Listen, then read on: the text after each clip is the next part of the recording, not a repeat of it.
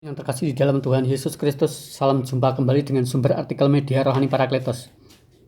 Pembacaan artikel pada pagi hari ini dengan judul Yesus adalah pintu yang baik dan benar part 2. Untuk mengetahui apakah dia seorang gembala atau pencuri dan perampok, itu sangat mudah. Hal itu bisa dilihat dari mana ia masuk ke dalam kandang domba. Kita akan melihat pengamatan Rasul Yohanes yang telah tercatat di dalam Injil di bawah ini. Tetapi siapa yang masuk melalui pintu, ia adalah gembala domba. Menurut catatan Rasul Yohanes di atas, itu mengatakan bahwa jika ia memang seorang gembala harus masuk melalui pintu kandang yang telah ada. Mengapa ia bisa masuk kandang? Karena ia memegang kunci gemboknya. Apabila seorang tidak punya kunci gembok itu, tetapi bisa masuk ke dalam kandang, berarti ia memanjat dinding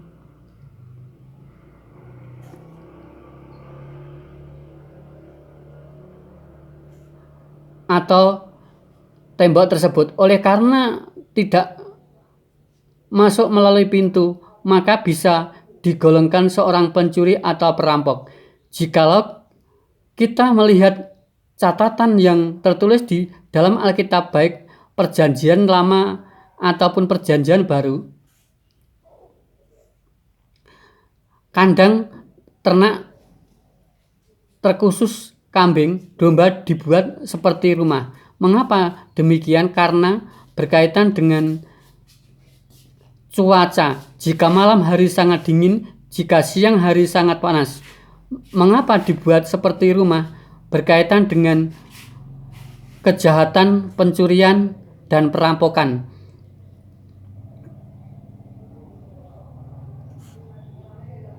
Dibuat seperti rumah berkaitan dengan binatang buas, harimau, dan serigala yang sering memangsa kambing domba.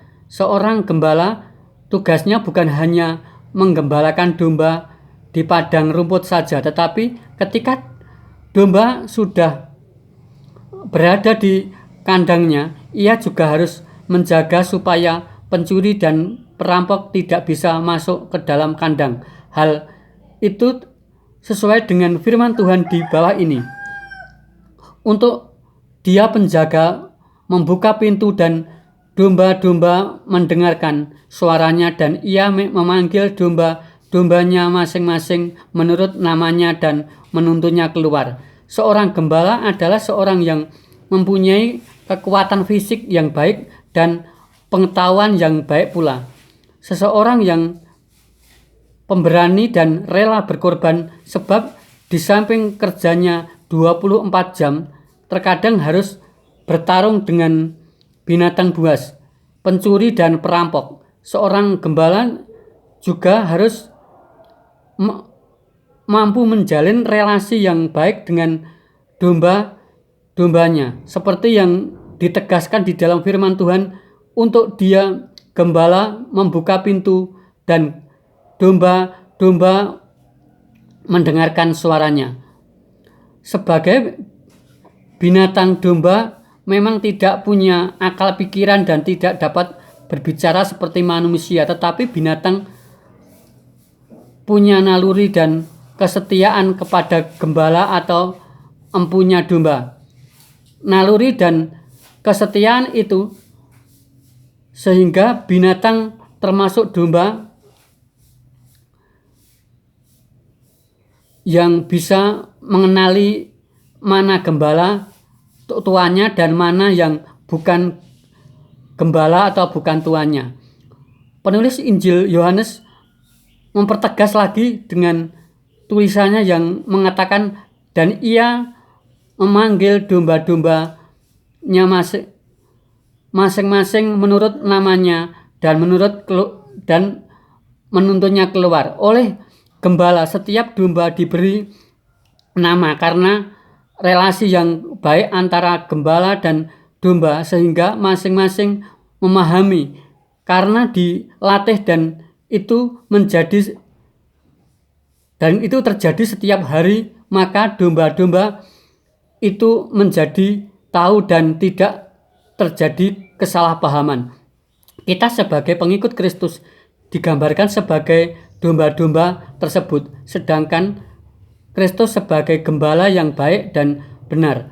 Pertanyaannya, apakah kita menjadi domba yang setia dan mengenal Allah dengan baik dan benar, sehingga terjadi relasi yang baik dengan Dia? Yang bisa menjawab hanya kita sendiri. Tetapi jangan sampai kita lupa bahwa Yesus itu adalah pintu antara umatnya dengan Allah Bapa, sebab tidak ada pintu yang lain selain melalui Dia. Oleh sebab itu kita harus bersyukur kepada Allah karena mempunyai pintu yang baik dan benar seperti Dia. Pintu di dalam kehidupan manusia adalah relasi antar sesama kita sebagai manusia.